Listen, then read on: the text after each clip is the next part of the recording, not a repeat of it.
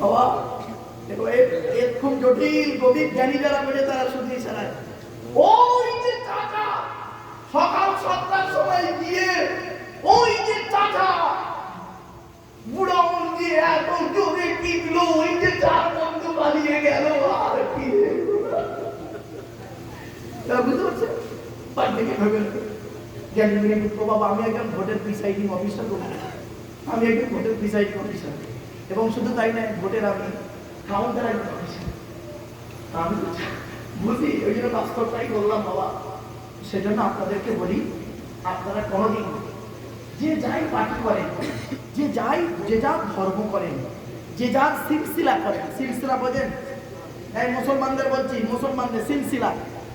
যে যা সিলসিলা করেন তার কাছেই সেটা উত্তম যে যা পার্টি করেন তার কাছেই সেটা উত্তম যে যা ধর্ম করেন তার কাছেই সেটা উত্তম তবে একটা কথা মনে রাখবেন একদিন কিন্তু একটা মাঠে সকলকে জমা হতে হবে ঠিক না বেটি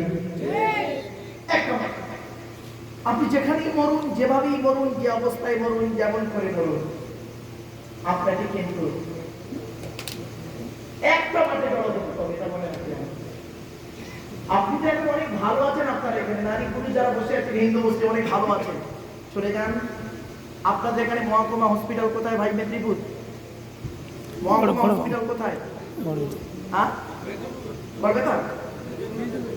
মেদিনীপুর মেদিনীপুর আরে মহকুমা হসপিটাল কোথায় বিষ্ণুপুর এই বিষ্ণুপুর তো বাঁকুড়া মেদিনীপুর মেদিনীপুর হবে তাই তো আপনাদের জেলা মেদিনীপুর হবে হসপিটাল মেদিনীপুর বাঁকুড়া শোনেন প্রত্যেক জেলায় একটা করে সুপার স্পেশালিস্ট হসপিটাল আছে তা ধরুন জাস্ট উদাহরণ দিচ্ছি বাবা জাস্ট উদাহরণ যেখানেই হোক এসওয়াই যেখানেই হোক হসপিটালের সামনে একটু গিয়ে দাঁড়ান হসপিটালের সামনে গিয়ে যান এখন যান কেউ গিয়ে দেখবেন কত মানুষের রুগী পড়ে আছে কত রুগী কাতরাচ্ছে কত রুগী লাশ হয়ে বেরোচ্ছে কত রুগী প্রসব বেদনায় ছটফট করছে কত রুগী পা ভাঙার যন্ত্রণায় ছটফট করছে আপনি আমি তো অনেক ভালো আছি আপনি সৃষ্টিকর্তাকে এটুকুই বলুন ওগো দয়াময় তুমি আমাকে অনেক ভালো রেখেছো ওই লোকটার থেকে ওই লোকটা মৃত্যুর সঙ্গে পাঞ্জা লড়ছে ওই মহিলাটির থেকে তুমি আমাকে ভালো রেখেছো ও মহিলা প্রসব বেদনায় ছটফট করছে আপনারা জানেন চোখের সামনে কত মৃত্যু দেখলাম আমি আসার পথে এই গতকালকে আমি এক জায়গায় জলসা যাচ্ছিলাম পরশুদিন একই রোডে ওয়ান ওয়ে রোড 4টে গাড়ি একসঙ্গে অ্যাক্সিডেন্ট করেছে আমার ধারণা 4 থেকে 5 জন মারা গেছে চোখের সামনে দেখলাম একটা লোক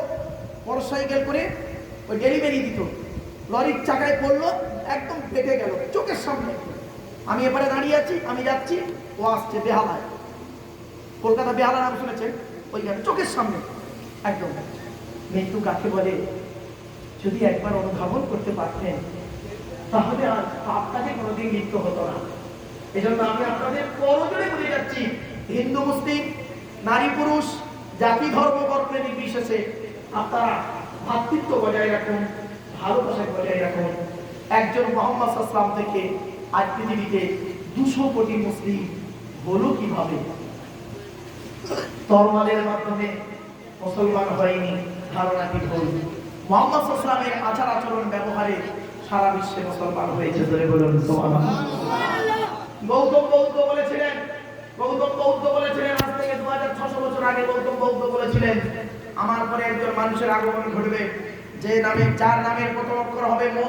শেষের অক্ষর হবে দ তার নাম হবে মুহাম্মদ আরবের মরুভূমি এলাকায় তার জন্ম হবে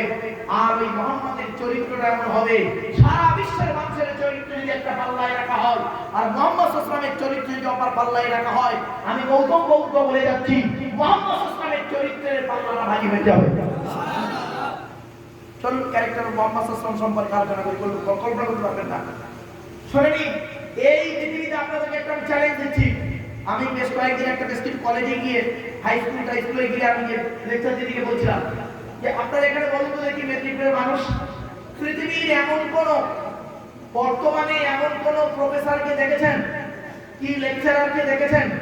যে কোনো ইউনিভার্সিটি মেদিনীপুর ইউনিভার্সিটি বলুন আর যে ইউনিভার্সিটি বলুন এমন ইউনিভার্সিটির লেকচারার বলতে পেরেছেন যে আমি 60 বছর বয়স পর্যন্ত এই ইউনিভার্সিটিতে আমি লেকচার দিয়েছি,